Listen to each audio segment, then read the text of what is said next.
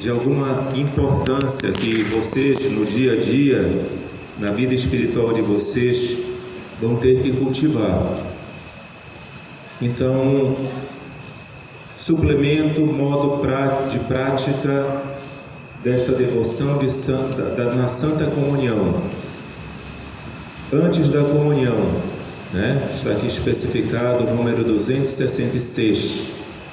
Humilhar-vos-ei profundamente diante de Deus. No que consiste esse humilhar-se?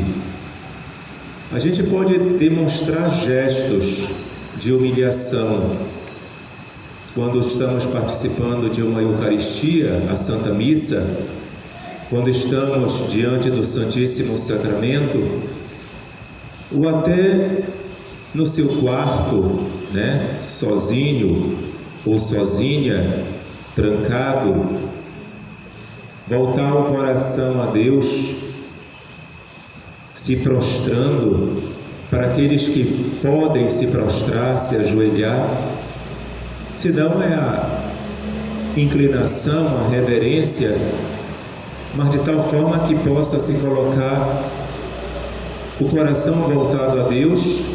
E o gesto da prostração é o gesto da humildade, o gesto da pequenez, o gesto do ser nada diante de Deus. E o nada que nós somos diante de Deus acaba nos tornando tudo, porque só somos alguma coisa em Deus. Sem Deus não somos nada. Então, comparando a nossa vida, a nossa existência em relação a Deus, somos o nada. Porque Deus é supremo, porque Deus é perfeitíssimo, porque Deus é 3 vezes santo, porque Deus é eterno, forte e imortal.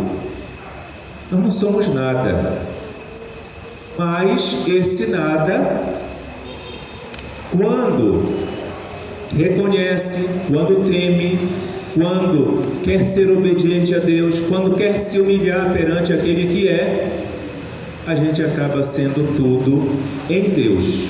Nunca no sentido de nos igualarmos à divindade, mas participar. Somos participantes da divindade de Cristo.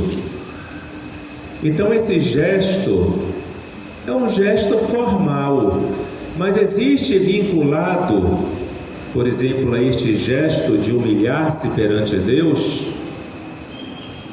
um gesto que não é somente você inclinar-se perante Deus, mas é você se humilhar, se render diante daquele que é, com o objetivo, com o coração contrito e humilde, acima de tudo, de fazer a vontade dele. Por exemplo, quando Jesus fala assim: quem quer ser meu discípulo, renuncie a si mesmo. Então a primeira coisa é renunciar a nós. Muita gente não entende o que é se renunciar, mas renunciar a si mesmo, carregar a sua cruz.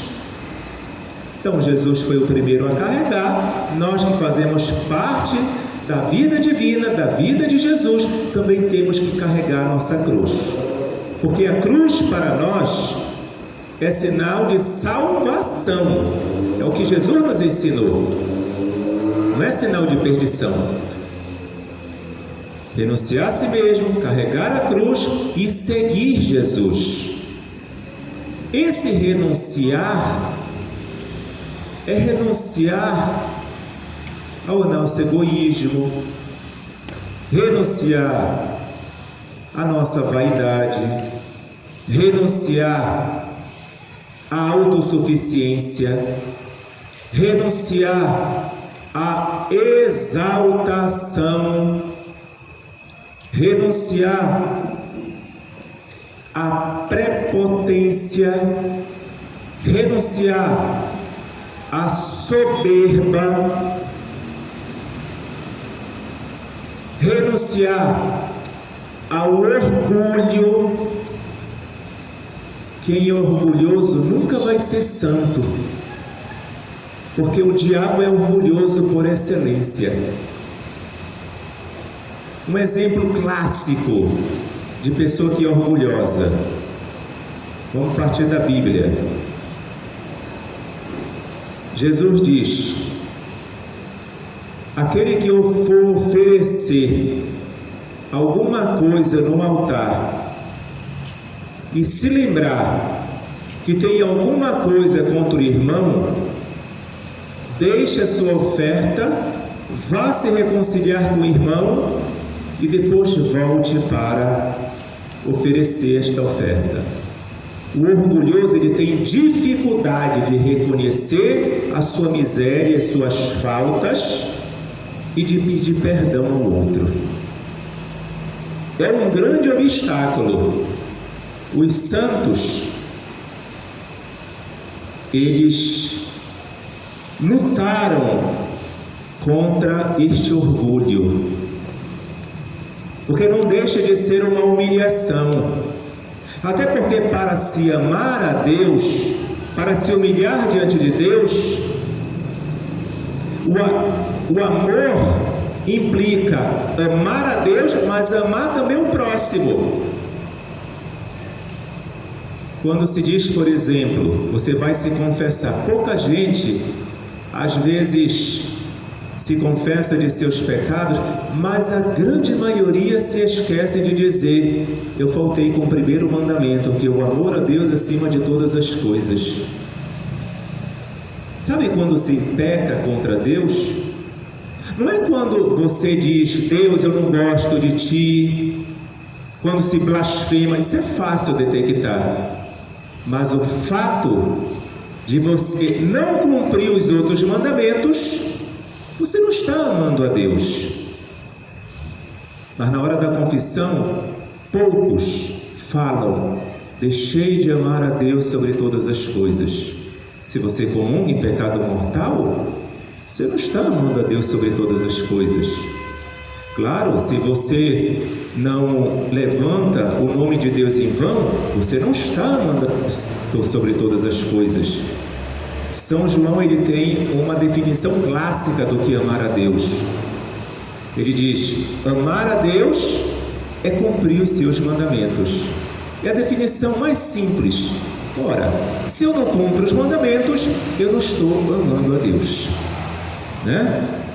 Porque amar a Deus não se baseia num sentimento caloroso, subjetivista.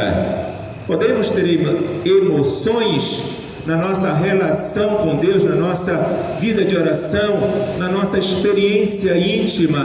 Podemos. Mas, se avaliarmos, por exemplo, a vida de São João da Cruz, que passou por noites escuras, e Santa Madre Teresa de Calcutá, que viveu também noites escuras, vamos verificar na vida desses santos que eles faziam a vontade de Deus sem sentir a Deus. E podemos dizer que eles não estavam amando a Deus? Pelo contrário, é o tipo da pessoa que diz assim: padre, eu rezo quando tenho vontade, quando eu não tenho, eu não rezo. Não. Quer dizer que a gente só reza quando tem vontade? A gente é só capaz de fazer o bem quando a gente tem vontade de fazer o bem? A gente faz o bem em toda e qualquer ocasião, até quando a gente recebe o mal. A gente reza quando a gente está também sem vontade. A gente vai à missa quando está sem vontade. Você não deixa, por exemplo, de comer, a não ser que você esteja com doente, febre, não sei lá qual é a doença, que faz você perder o apetite. Mas fora disso, às vezes, sem vontade você come. Então, caríssimos, uma forma de amar a Deus é amar o nosso irmão. Quem diz que ama a Deus, mas odeia o seu irmão, como João fala, é um mentiroso. Então, mas por que às vezes a gente não ama o nosso irmão? Porque às vezes a gente coloca mais a nossa confiança no humano do que em Deus. A gente pode ter relações afetivas? Podemos. Relação de abraço, relação de amizade, relação de aconchego, relação de carinho, relação de um beijo, um ósculo, relação de presentes, sei lá, imagina todas as modalidades que demonstram o afeto, o gostar de uma pessoa. Mas muitas vezes o amar a pessoa não é somente nestas formas. É dizer aquilo, por exemplo, que a pessoa não quer ouvir quando ela está errada. Mas com base em quê? Com base na lei de Deus e não na minha lei. Ou seja, uma pessoa, um filho ou uma filha diz assim à sua mãe ou ao seu pai: eu quero trazer o meu namorado ou a minha namorada para a minha casa para dormir no meu quarto. Aí o pai e a mãe vão dizer: não, eu não vou deixar. Por que, pai e mãe, vocês não vão deixar? Eu quero, eu tenho direito, eu sou filho, eu sou filha, não tem nada demais. Você vai dizer: eu não quero. E você vai dizer: o nosso lar é sagrado, o seu quarto é sagrado, e duas pessoas que dormem no mesmo quarto só quando casarem. A pessoa pode não entender isso. Por que não vai entender?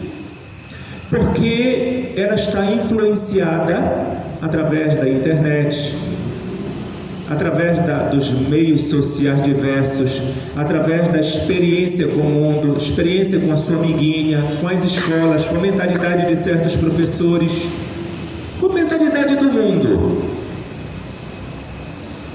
Mas você está partindo de um princípio para dizer assim ao seu filho, sua filha: eu quero que você caminhe num processo onde exista um início, meio e fim, e este processo te leve a um amadurecimento da sua fé. A Bíblia, ela é muito clara quando diz: o homem deixará pai e mãe e se unirá à sua esposa, e os dois formarão uma só carne. Um projeto de vida, de amor, de coração, de responsabilidades. Porque por detrás disso está o amadurecimento do casal, que se começa através de um compromisso, de um namoro responsável, para assumir um noivado responsável e um casamento responsável, estruturado na rocha, que é Cristo. E quando a gente olha para a nossa sociedade, a gente percebe a avalanche de separações, mas as pessoas continuam a se casar. Por que elas se casam? Porque elas querem ser felizes. Mas será que as pessoas estão se casando compreendendo o que é o casamento? Muitas vezes elas se casam apenas por uma resposta social, por um modismo social, porque a sociedade impõe que se case, mas não se compreende o matrimônio no seu mistério mais profundo, enquanto sacramento, enquanto missão, enquanto santidade. Então, para se construir, para saber o que tem que se viver e o que tem que se superar, amadurecer dentro do sacramento do matrimônio, é necessário um processo onde você, que é mãe e pai, ajudem seus filhos e filhas a este amadurecimento espiritual. Há uma responsabilidade, há um namoro santo, noivado santo e casamento santo. Isto é amor. Isto é amor.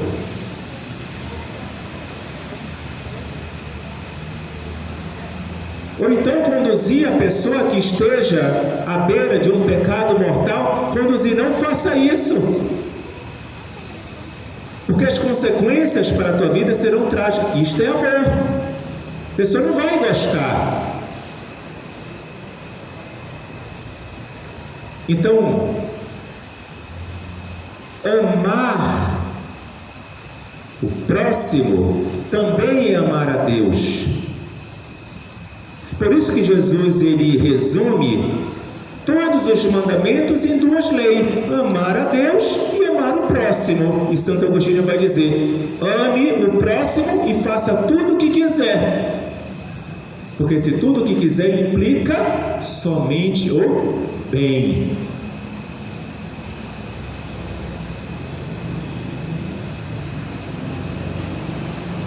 Mas se está amando a Deus, e que é o grande protagonista desta mudança, é Deus.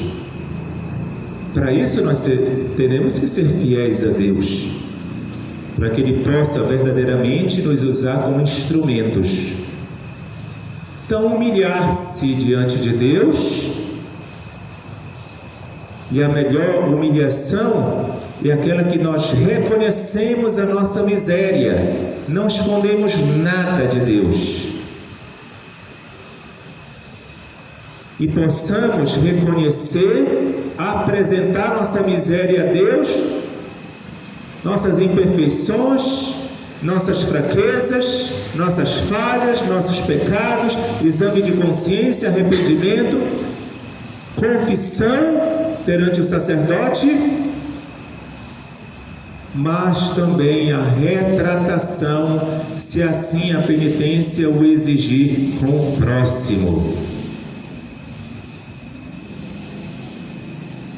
E se ele ou ela não aceitarem, aí é problema de cada um, mas cada um faz a sua parte. Cada um faz a sua parte. Mas no intuito que nós nascemos para fazer o bem. O bem. E não podemos nos esquecer disso. Por isso, esse humilhar-se diante de Deus é muito mais do que uma prostração. Você pode estar prostrado, mas, como diz Jesus, com o coração longe de mim, esse povo me honra com os lábios, mas seu coração, ou seja, suas atitudes, estão longe de mim, não refletem o seu interior. E humilhar-se também pode ser atribuir-se uma espécie de pelagianismo, onde você se coloca no centro, acha que você pode fazer muitas coisas por conta própria. Não, nada que acontece na nossa vida de bom tem nós como protagonista. Quem confia verdadeiramente em Deus, Jesus, eu confio em vós. Jesus também disse: sem mim nada podeis fazer. Ora, se Jesus está dizendo que sem mim nada podeis fazer, então como é que a gente pode se atribuir algo que a gente pode fazer? Nós não podemos fazer nada de bom. Jesus mesmo fala: vós que sois maus, somos maus. A nossa essência, depois do pecado original, é ser mau. Nós somos maus e não amamos como Jesus. Quem é bom? Jesus apontou: o Pai é bom e ninguém mais. Quando a gente começa a participar da vida divina, a gente começa a ser bom. Mas é Cristo que, vivendo em nós, e nos aperfeiçoando, nos dá essa possibilidade de sermos bons. Então Ele é o grande protagonista. Então quando é que uma pessoa tem dificuldade de se humilhar? Quando Jesus não está reinando dentro dele ou dela. Porque a pessoa, eu não consigo. Claro que não consegue. E não vai conseguir mesmo. Porque sem Ele nada podemos. Quando é que conseguimos? Quando Ele habita em nós, reina em nós, impera em nós. Aí sim. Aí a gente pode dizer como São Paulo, já não sou eu que vivo, mas é Cristo que vive em mim. É Cristo que vive em mim. Ou seja, a gente morreu, a gente se aniquilou, a gente foi sepultado com Cristo e ressurgimos novas criaturas. Mas não se humilha quem não quer verdadeiramente fazer a vontade de Deus. Não se humilha. O contrário da humildade, da humilhação, é o orgulho. Atenção, atenção. Quem é difícil de reconhecer suas mazelas e quem é difícil também de reconciliar-se com o próximo. É um sinal do orgulho. E quem se justifica muito também. Segundo ponto. Renunciareis a vosso íntimo corrompido e às vossas disposições, ainda que o vosso amor próprio vos faça parecer boas. É atribuir o protagonismo de todas as coisas que acontecem em nossas vidas de bom a Deus e não a nós mesmos. Então, nós só podemos alguma coisa em Deus. Terceiro ponto. Renovareis vossa consagração dizendo: Tus totus ergo sum et omnia mea sunt. Sou todo vosso, minha querida Senhora, com tudo que tenho. A marca de Nossa Senhora é a humildade. Se diz que sou todo teu, Senhora, então você não tem vez, você não tem voz, você é um escravo, bendito escravo de Nossa Senhora, escravo de Deus. Ou seja, é uma pessoa que mais espera se aniquilar do que aparecer. É uma pessoa que mais espera sofrer do que fazer o outro sofrer. É uma pessoa que mais procura agradar a Deus do que aos homens. Mas agradando a Deus, o que se espera para se fazer em relação aos homens é somente o bem. Favorecer a salvação do próximo. Eu sou todo teu, para que o Cristo apareça em mim e possa refletir em mim as suas obras. E olha, a gente tem que ter essa consciência. Sou todo teu, minha querida. Me conduza, me pegue na mão, me oriente. Eu sei que não estou sozinho ou sozinha. Eu sei que eu estou com uma grande companhia. Eu sei que as minhas tribulações, sofrimentos, tudo que eu passo em relação à minha família, esposa, filhos, filhas, parentes, sociedade, igreja, todas as realidades que podemos viver, nós sabemos que Deus está no controle. Só não podemos perder a melhor parte, só não podemos perder a nossa fé, só não podemos perder a nossa confiança, porque no tempo oportuno Deus age. Quarto tópico: suplicareis a esta boa mãe que vos empreste seu coração, para que com as mesmas disposições receberdes seu filho. Fareis ver a ela que importa a glória do seu filho não ser introduzido num coração tão manchado como o vosso e tão inconstante, que havia de tirar-lhe a glória ou perdê-la. Se ela, entretanto, quiser habitar em vós para receber seu filho, pede-o facilmente, em vista do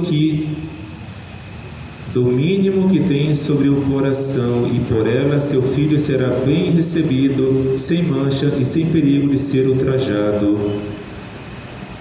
Aí tem uma palavra em latim: Deus in medio eius non. Essa palavra aqui é como verbitu. Dir-lhes-ei confiadamente que tudo que lhe tendes dado de vossos bens é pouco para honrá-lo, mas que pela santa comunhão lhe dareis o mesmo presente que o Pai eterno lhe deu, presente que mais há de honrá-la, que se lhe desses todos os bens do mundo, e que enfim Jesus deseja ainda ter nela suas complacências e seu repouso, seja embora em vossa alma mais suja e pobre do que o estábulo, a qual Jesus não pôs dificuldades em descer, pois que ela lá estava. Com as seguintes, talvez o texto aqui eu estou lendo porque eu não estou aqui com o livro propriamente dito, e talvez, vamos dizer, não é a compreensão, mas as disposições das palavras tornem um pouco assim, vamos dizer, incompreensível falar. Olha que eu procuro sempre, quando leio, procurar sempre a pontuação, sempre, mas eu mesmo estou tendo um pouco de dificuldade, mas eu acho que é pelo próprio texto em nível de WhatsApp que distorceu um pouco. Mas, bom, durante a comunhão, prestes a receber nosso Senhor Jesus Cristo, dir-lhes-ei 3 vezes depois do Pater Domini, non sum dignus, como se dissesses pela primeira vez ao Pai Eterno que, devido a vossos maus pensamentos e ingratidões para com Ele, não sou digno de receber seu único filho. Eis, porém, Maria, sua serva, et ancilla Domini, que tudo faz por vós e que vos dá uma confiança e esperança especiais junto de sua majestade. Então, por Maria, né? O número 268 diz: direis ao filho, Domini non sum dignus, etc., que não sou digno de recebê-lo por causa de vossas palavras inúteis e mais, e vossa infidelidade em seu serviço.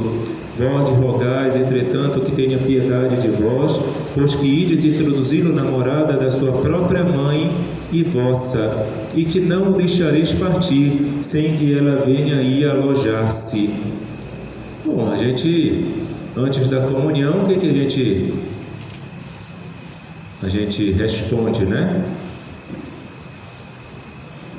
E depois daquela oração que é da paz de Cristo, o que o Padre responde? O Senhor esteja convosco. Ele está.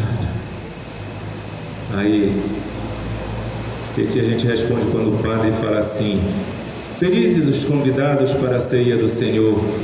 Eis o Cordeiro de Deus que tira o pecado do mundo. Eu não sou digno de receber em minha morada, mas dizei uma palavra e serei salvo. De onde é que a gente tira essa frase? Da Bíblia. Quem é que falou essa frase? Hein? Um soldado. Um soldado. Que tipo de soldado? Centurião romano. Qual é o contexto desta fala dele? Acho que vocês sabem, né?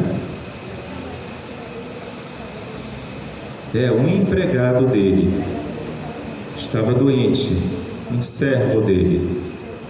Aí ele mandou chamar Jesus, né? Só o fato de chamar Jesus já demonstra ato de fé. Se não tivesse fé, ainda que imperfeita, ele não teria chamado. Isso já é um ato de fé. Mas por que ele mandou? Por que ele teve este ato de fé? Muito provavelmente esta fé foi sendo cultivada. Como? As palavras de Jesus não são sementes, e como sementes se espalhavam pelos ares e caiu em terra boa. O que é essa terra boa? Não é a terra de um coração fértil que dá frutos 100 por 1, como diz a Sagrada Escritura, a parábola das sementes? Os discípulos não iam evangelizar de 2 a 2, de forma preliminar, exercitando aquilo que seria o futuro da igreja, a evangelização. Os milagres de Jesus, as curas extraordinárias, o reino de Deus acontecendo, as pessoas sendo libertas do pecado, da morte de Satanás, tudo contribuía para que as pessoas enxergassem em Jesus uma esperança. Certamente os recursos médicos não puderam, proporcionar a saúde do seu servo, e ele mandou chamar Jesus. Mas eu falo que qualquer um de nós, se estivesse no lugar dele, qualquer um de nós ia querer ver Jesus vindo, entrando na casa, no ambiente do quarto, impondo as mãos, falando palavras, orações, invocações de poder, do Espírito, etc. E a gente vendo aquele doente se levantando. A gente gosta disso. A gente gosta de ver. A gente gosta de constatar. A gente gosta de empregar bastante os nossos recursos sensoriais: visão, audição, olfato, paladar, tato, etc, etc. Nós gostamos. Mas a fé é justamente o contrário disso. Jesus, quando cura o cego de nascença, quem é verdadeiramente cego? É ele ou os fariseus que começam a desacreditar aquele cego e desacreditar o próprio Filho de Deus? E Jesus termina com essa frase, Porque vocês dizem que veio, o vosso pecado permanece em vós. Se o pecado permanece, então eles são os verdadeiros cegos. Então existe uma cegueira espiritual. Existe essa cegueira espiritual. Mas Jesus veio para curar esta cegueira, para que nós possamos verdadeiramente ver Jesus. Quando a gente se olha, a gente está enxergando Jesus? Se eu sei que Jesus está na senhora, Meu Deus, como a gente precisa se exercitar, até mesmo padre.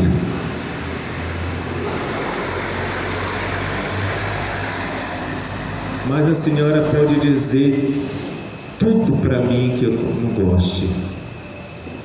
Mas se eu exercitar a minha fé em Deus, minha confiança em Deus, meu crescimento pessoal, e pedir, apesar de tudo, Jesus, me ajude a amar a Consuelo diante de todos os maltratos, me ajude a amar a Consuelo, me ajude a querer bem da Consuelo, me ajude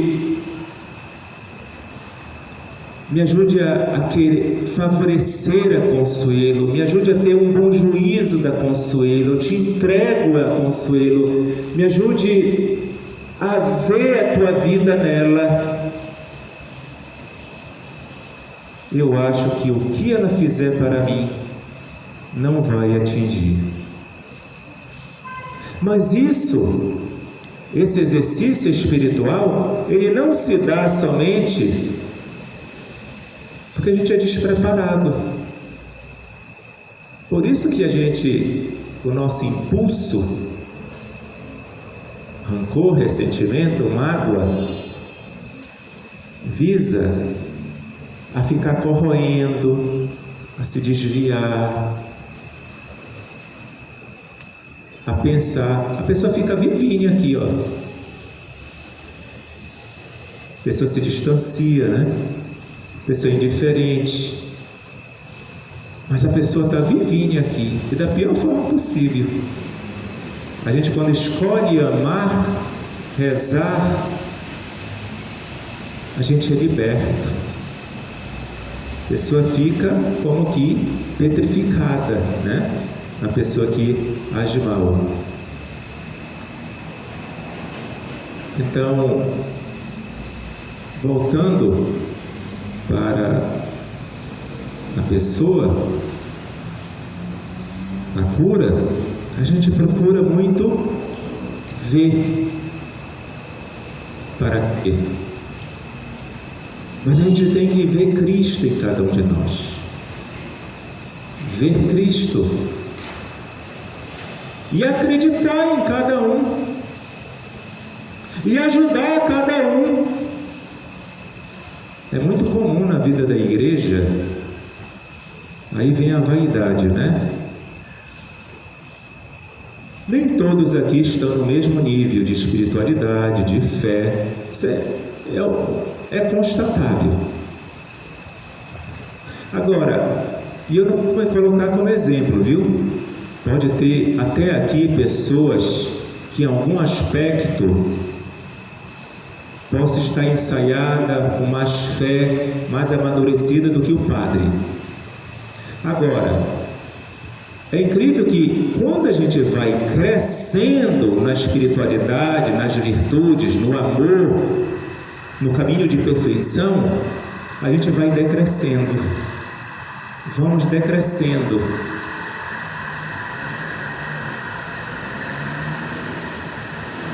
Para quê? Para favorecer o irmão.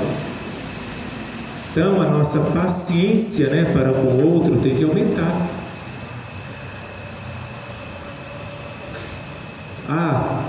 Existe essa fraqueza? Existe. Como é que a gente pode ajudá-la? Não é simplesmente tua fé está muito fraca, viu? Não. Espera lá. Se Deus me deu alguma coisa, eu tenho que ajudar. Como é, Deus, posso ajudá-la a ter fé? Isso também é um entendimento de nós enxergarmos pela fé. Então, eu não sou digno de que entreis em minha morada, mas dizei uma palavra e sereis salvo. Ele não quis ver, ele quis enxergar pela fé. Ele colocou a autoridade em Cristo para dizer onde ele estivesse: basta o Senhor mandar essa doença sair e ela vai sair. porque eu sou subordinado e tenho soldados à minha disposição. Digo a um vai, ele vai, ao outro vem, ele vem. Digo ao meu escravo faz isto, ele o faz. Humanamente, ele diz uma coisa e se realiza através de um mandato. Então ele reconheceu em Jesus uma autoridade para dizer também a doença, na ordem espiritual, sai, e ele sai. Isso é fé. Então qualquer um de nós ia querer, deixa eu ver Jesus para que eu creia, mas ele não quis. E outra coisa, além dele reconhecer isso, ele foi humilde. Ele disse: eu não sou digno de que entreis em minha morada, ou seja, eu sou um pecador.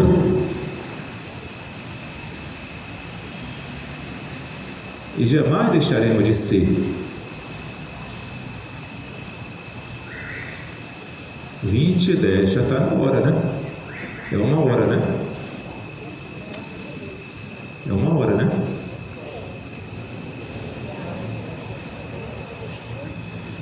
Então, implorareis que se levante e venha para o lugar de seu repouso e para a arca de sua santificação. Dar-lhes-ei que de modo algum depositais vossa confiança em vossos méritos, vossa força e vossas preparações, como Esaú, e sim nos de Maria, vossa querida mãe, a exemplo do pequeno Jacob nos desvelos de Rebeca, que pecador e Esaú que sois, ousais aproximar-se de sua santidade, ornada e apoiada pelas virtudes de sua Mãe Santíssima. Nessa face da terra, depois de Jesus, não teve ninguém mais humilde do que Nossa Senhora. Não houve. Ela verdadeiramente disse: eu sou a escrava do Senhor, sou a escrava, faça-se em mim segundo a tua palavra. Veja que José, que nunca desconfiou da santidade de Maria, nunca, porque um santo reconhece outro, quando queria abandoná-la em segredo, porque não entendia o mistério profundo de Deus, Maria ficou calada, com a fé de que, se o anjo de Deus se revelou a ela, também haveria de se revelar a José. E ela confiou. Mas eis aqui a escrava do Senhor vai diante de um potrinho, grávida, José batendo de porta em porta, todas fechadas, não encontrou um quarto para que Nossa Senhora pudesse, numa cama confortável, ter o seu filho. E foram ter numa gruta, numa manjedoura, entre os animais. Não reclamou, porque ela era escrava. Escrava só obedece, escrava não reclama, escrava aceita tudo, porque o coração de Nossa Senhora não era o coração deste mundo. O coração de Nossa Senhora era totalmente de Deus, o coração dela estava no céu, não estava neste mundo. Então o que acontecer neste mundo não leva a alma a se afligir, porque está abandonada, porque está confiante, porque está aniquilada, porque está rebaixada, porque não quer ser nada. E não é possível que nesta confiança filial Deus vá abandonar, se assim é do agrado de Deus. Quem sou eu para escolher o contrário? Deus não poderia ter escolhido um quarto melhor para o seu filho? Não! Temos muito a aprender com esta fé, com este aniquilamento, com esta escravidão, com esta oferta que Maria tem para nos ensinar. Direis ao Espírito Santo que não sou digno de receber a obra-prima da sua caridade, em vista da tibieza e iniquidade de vossas ações e de vossas tratado. Olha aí o português aqui. Em vista da tibieza e iniquidade de vossas ações e de vossas, tratado da verdadeira devoção à Santíssima Virgem São Luís Maria de Montfort, residente em suas aspirações. Mas toda a vossa confiança é Maria, sua fiel esposa. E isso aqui também não pode nos atormentar, nada pode tirar tudo de letra. A gente tem que procurar verdadeiramente o caminho de perfeição. Procurar. A gente tem que procurar na vida da igreja o caminho de perfeição. Tudo que vocês vão fazer na vida da igreja fazem parte da vida, tudo que vocês já estão fazendo. Mas acima de tudo, procurar o caminho de perfeição. O caminho de perfeição. Sempre se importando com o outro, sempre favorecendo o outro, sempre se reconciliando e perdoando o outro, sempre se policiando se eu estou agradando a Deus, sempre revendo se a sua vida está favorecendo o crescimento do irmão e a salvação do irmão. Isso é muita ascese, isso é muita vida de oração, isso é muita reflexão, é muita penitência, é muita renúncia, é muita mortificação.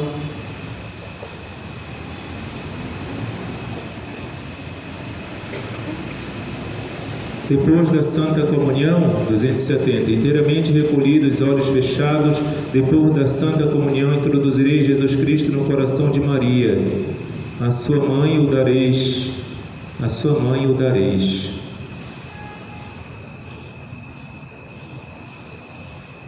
Então, caríssimos, Deus vai realizar esta obra de perfeição nas vossas vidas, mas aqui algumas pinceladas, mas assim, vocês sabem dos compromissos que vocês terão aqui depois dessa consagração, viver, principalmente na vida de oração. Eu sempre digo que a vida de oração é uma vida também de disciplina.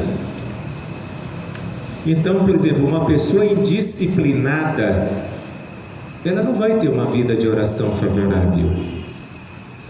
Ainda que a nossa vida possa ser indisciplinada, mas tem coisas que a gente jamais deixa de fazer, né? Por exemplo, alguém já deixou de tomar um banho hoje? Alguém já não dormiu a noite passada? Alguém deixou, se você toma um comprimido indicado pelo médico de forma regular, de tal forma que se não tomar afeta a sua saúde, você já deixou de tomar? E olha que temos horários, né? Se a gente for reparar a nossa vida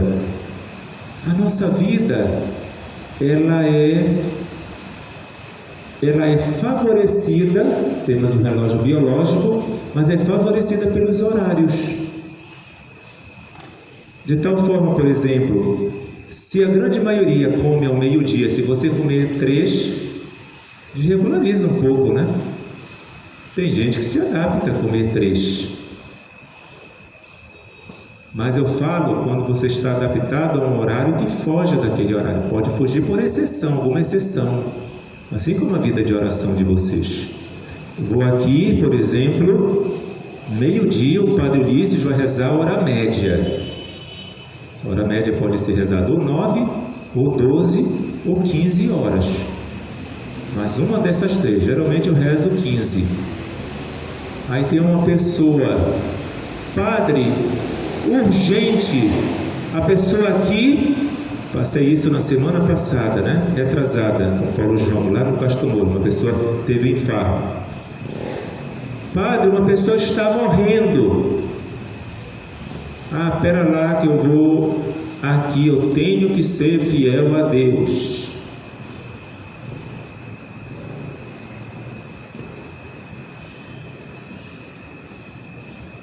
Amar a Deus acima de todas as coisas. Espera lá. Calma lá.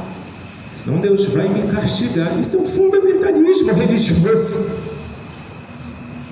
Não entendeu nada. Porque eu poderia parar este momento, pegar a unção dos enfermos, salvar aquela alma e foi aquele santo, meu Deus, é o São Vicente de Paulo. Ele vai dizer que quando a gente deixa uma oração para socorrer o necessitado, mas socorrer mesmo, não é em qualquer coisa assim também, socorrer para o benefício dos pobres, a gente cumpre essa oração no serviço, porque Jesus está ali. Veja que a nossa intenção não é deixar de rezar.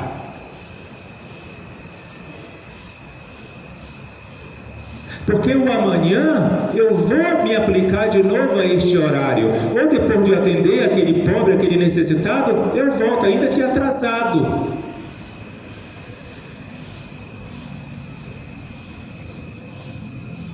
Mas se reza para quê? Para a nossa santificação? Sim. Mas à medida que nós vamos nos santificando, que a gente vai glorificando a Deus, é para favorecer o que? A nossa salvação somente? Não, a salvação do outro. Nós vamos ser santos, vamos para o céu, na medida em que eu favorecer através da minha santidade, a tua santidade, e eu vou para o céu na medida em que essa santidade favorecer também que você vá.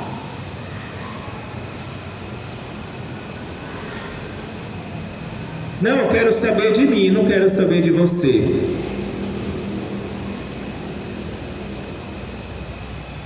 Então isso não é santidade. Porque os santos, eles se preocuparam com o próximo.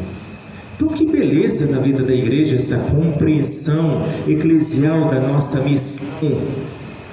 Porque se nós somos da pastoral do batismo, né,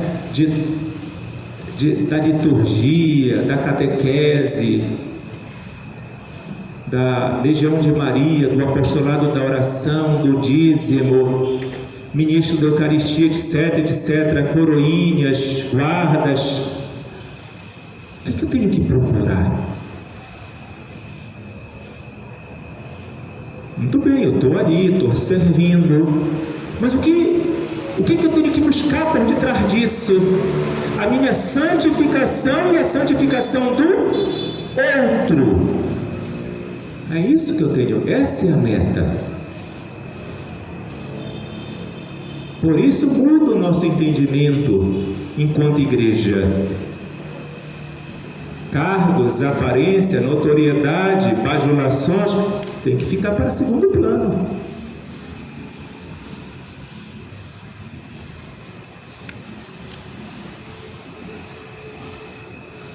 Então, é a vida eucarística, é a vida de escondimento no Senhor. Amém? Vamos caminhar, né? nenhum de nós está pronto. Mas vamos caminhar. Vamos trocar ideias. Vamos fraternalmente nos ajudar mutuamente. Vamos querer o bem um do outro. Vamos refletindo o que nós temos que fazer na igreja. Como podemos superar nossas misérias, nossas imperfeições, nossas faltas. Vamos querer, mas vamos acreditar um no outro. Sabe, eu termino com isso aqui. Ainda que eu erre ou que você erre, nós temos que acreditar um no outro. Se há uma coisa que eu cultivo muito na minha vida, é acreditar em você. Acreditar. Porque Deus acredita. E nós temos que acreditar.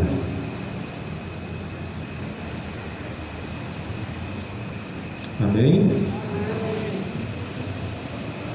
Vinde, Espírito Santo, enchei os corações dos vossos fiéis e acendei neles o fogo do vosso amor. Enviai o vosso Espírito e tudo será criado e renovareis a face da terra.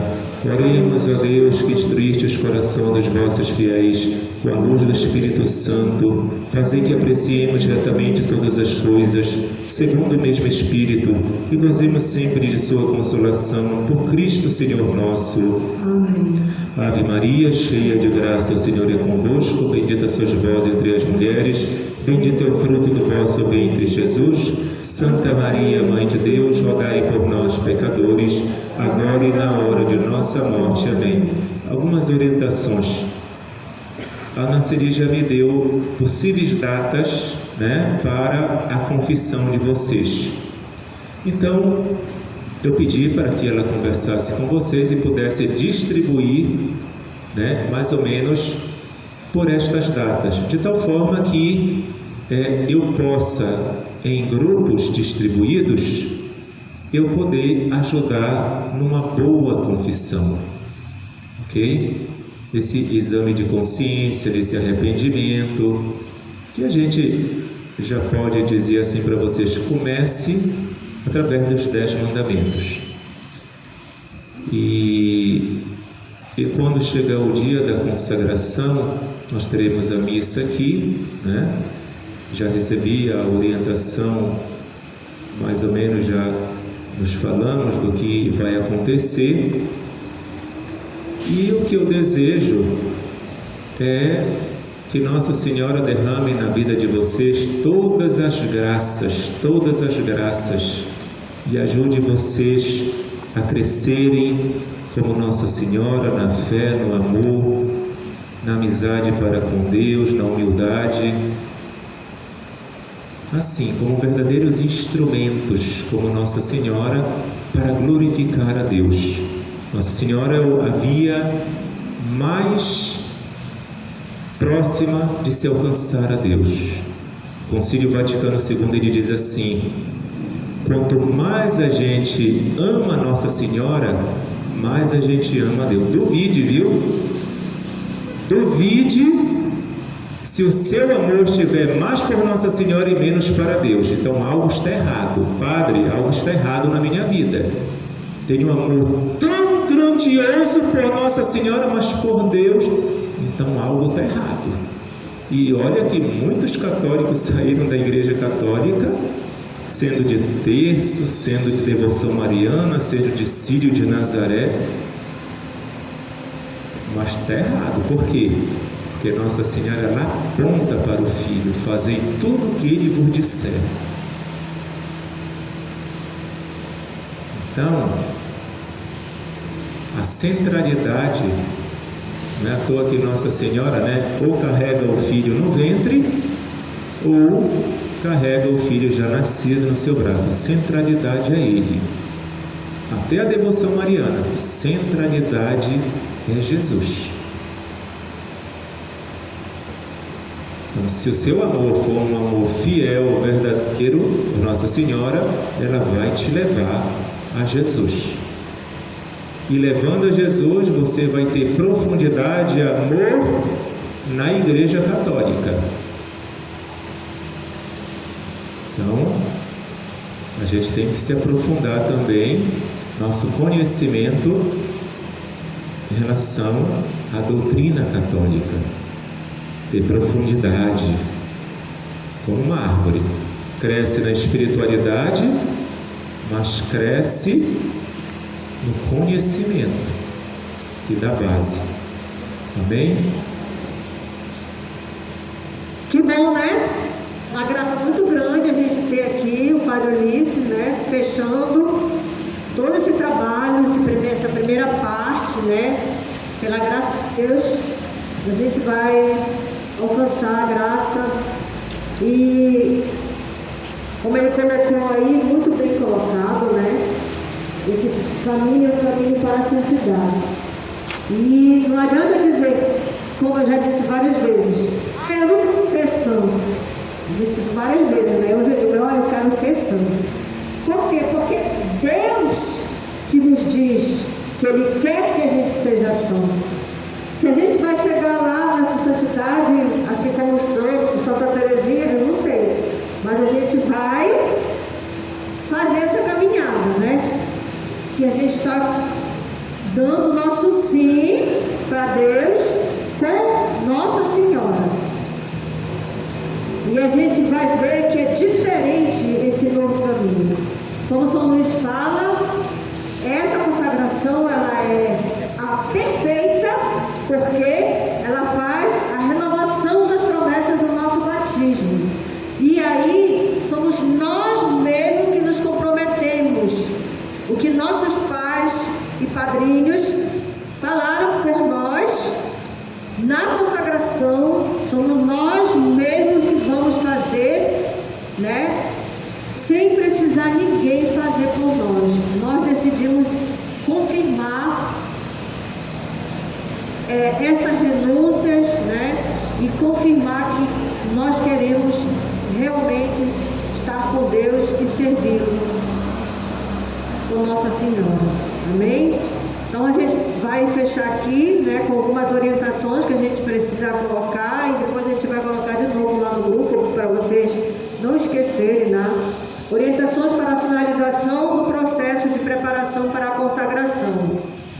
Número 1, concluir as leituras, meditações e orações dos exercícios espirituais. Quem é que está fazendo todas as leituras, meditações, né? Conclusão do livro e as meditações com as orações devidas. Estamos na primeira semana, né? Já passamos pelos 2 dias preliminares. Ah, mas eu não fiz direito. Ah, ainda não está faltando isso. Faça, procure um tempo e faça. Como eu coloquei lá, não é preciso você se aprofundar, porque não é um aprofundamento de meditação. É justamente para você fazer a leitura e tomar para si aquela palavra e saber o que é que eu preciso mudar de imediato, que essa leitura me diz, que Deus está me dizendo. O que é que eu preciso colocar em prática. Só isso já é um grande passo, mas não deixe de fazer. Participar da espiritualidade no dia 1º de maio, das 8 às 12.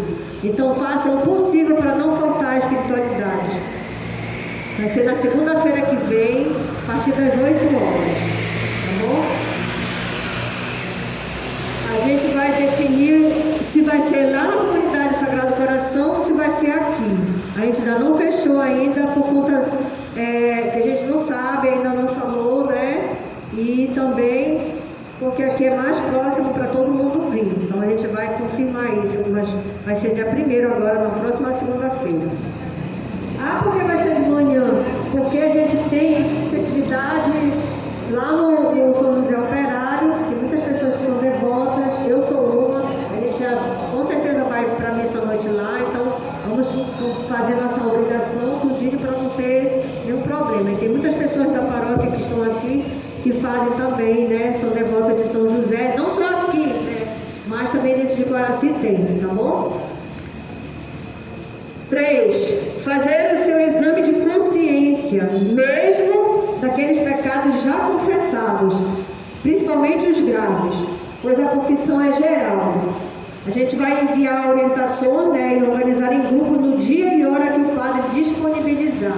Então a gente vai fazer uma escala, né, colocar os horários que o padre vai disponibilizar e você não pode faltar. Ah, mas eu não quero me confessar com o padre Ulisses. Uma pena, né? Porque você vai perder uma grande chance de fazer uma boa confissão, não para que ele está aqui. Pode confessar com o outro? Pode, mas você avise, por favor, tá bom? Pode. Mas é importante que você confesse com o nosso pároco, tá bom? Ele está disponível. Nós não tivemos essa graça, infelizmente. Ai de nós se não fosse o padre Paulo João salvar a gente. 4. Lê os tópicos de 266 a 273, que foi o que o padre colocou hoje, né? Então você precisa ler esses tópicos, porque eles estão todos esmiuçados lá, que é a sua nova vida espiritual. A partir desse momento da consagração, inclusive no dia da consagração você vai exercitando todo esse mandado, de 266 a 273, no suplemento, página de 143 a 146. Tá? Leia, reflita e tome para si. 5. Chegar 1 hora antes do início da Santa Missa no dia 13. Por quê? Porque a gente precisa organizar o espaço, precisa organizar todas as coisas aqui, né? Para não ficar todo mundo, quando já tiver todo mundo sentadinho, direitinho, né? Para não ter problema, quando o padre já está começando, vai chegando, não. Chegar 1 hora antes para estar organizado tudinho, tá bom? 6. Vir com as vestes conforme fora definida. Homens, calça branca e camisa de consagrado. Mulheres, saia branca, camisa de consagrada. Observação: o calçado é a seu gosto, pois será tirado para todos ficarem descalços. Então você pode vir com uma sandália baixa, não é sandália de pé não, sandália assim, tá? Você tira, deixa embaixo, que vai ser descalço, ficar descalço na Santa Missa. A gente já tinha colocado que o véu a gente não vai usar, tá bom? Já foi descolocado, já foi colocado há muito tempo. 7. Trazer a vela para a renovação das promessas do batismo. A nossa irmã ali, a Marisa, que é da Pastoral do Batismo, né? Ela vai disponibilizar a venda das velas. Então você não precisa ir lá, não sei onde que tem vela. A nossa irmã ali, ela tem para vender, será R$3. Pode já encomendar com ela, né? E aí, uma de nós vai anotar o nome de vocês e vai passar para ela, tá bom? Ela sugeriu que poderia deixar na lojinha do Miguel Sopote. Cadê as donas da loja? Tá bom? Então, domingo já tem, Marisa, domingo já tem a vela, R$3. Você compra a sua, tá? Não vai esquecer, porque vai fazer a renovação das promessas do batismo. Pois não? Não, a vela é obrigada para fazer a renovação das promessas do batismo. Hein?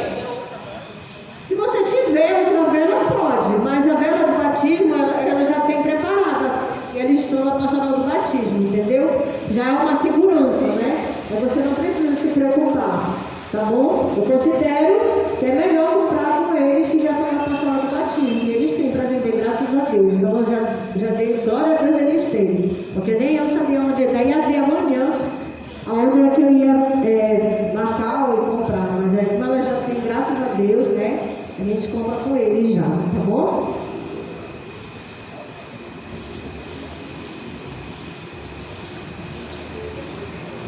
No dia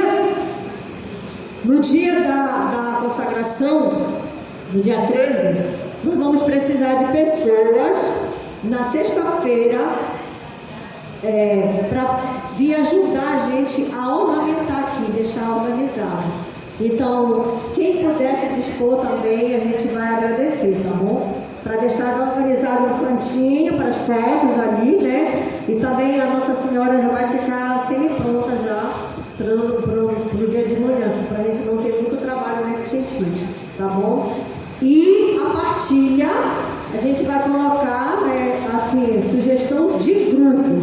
Por exemplo, a gente vai colocar os itens para vamos supor, 5 pessoas vão doar isso, 5 pessoas vão doar esse outro item. Para não ficar assim um monte de coisinha, vou trazer isso, vou trazer aquilo. A gente vai fazer uma lista, tá bom? E dividir. Aí se você achar, não, eu não quero, não dá para falar com essas pessoas que eu não conheço elas. A gente vai tentar colocar conforme a proximidade, tá bom? Para vocês se reunirem, para não trazer muitos itens, trazer um item que dê para todas as pessoas. Não só vocês, mas os convidados também, tá bom? Então, graças a Deus, estamos concluindo. Que Deus nos ajude e Nossa Senhora nos proteja. Mais 2 avisos: quem ainda não encomendou as cadeias, entregar para nós até o dia 6 de maio. E no mês mariano, a gente vai ter formações toda segunda-feira, a partir do dia 8 de maio. Essas formações elas vão ser abertas para toda a comunidade paroquial, mas vocês que vão se consagrar, né, e depois do metade de maio vocês já vão estar consagrados, vocês vão estar convocados a participar dessas formações, porque são formações extras, né, com outros temas relacionados à Nossa Senhora, já fora do tratado, e com pessoas muito especiais, que a gente ainda não vai divulgar para não estragar a surpresa, mas vai ter convidados especiais aí, se Deus quiser. Então vai ser toda segunda-feira, nesse mês de maio, que vai agregar muito ao nosso conhecimento, inclusive para mim, porque vai ser informações mais aprofundadas mesmo. Amém? Vamos rezar e vamos comer. Vamos rezar agradecendo pela finalização desse processo formativo que terminou hoje. Eu convido você a fechar os seus olhos nesse momento, acalmar o seu coração, acalmar o seu espírito. E dentro do seu coração, agradeça a Deus, louve a Deus por tudo que Ele fez na sua vida, pelas graças que Ele te concedeu, pela sua misericórdia, por Ele ter te dado Nossa Senhora como sua mãe, como nossa mãe. Muito obrigado, meu Senhor e meu Deus, por tudo, pelas graças, pela intercessão de vossa Mãe Santíssima que intercede por nós, pela graça de podermos estarmos aqui, de te servir, Senhor, pela graça de podermos participar desta consagração, porque tu nos chamaste a estar mais próximos, a estar unidos a ti, por meio de sua Mãe. Vamos rezar uma Ave Maria, louvor a Deus e agradecimento, agradecendo por este momento e por tudo que ainda vamos viver. Ave Maria, cheia de graça, o Senhor é convosco. Bendita sois vós entre as mulheres, bendito é o fruto do vosso ventre, Jesus. Santa Maria, Mãe de Deus, rogai por nós, pecadores, agora e na hora de nossa morte. Amém. E viva Nossa Senhora! Não se preocupe que são muitos avisos, mas a gente vai fazer essa listinha de todos esses itens e jogar lá no grupo, tá bom? Então, vamos lá que o Padre vai abençoar a comida que eu estou brocado também.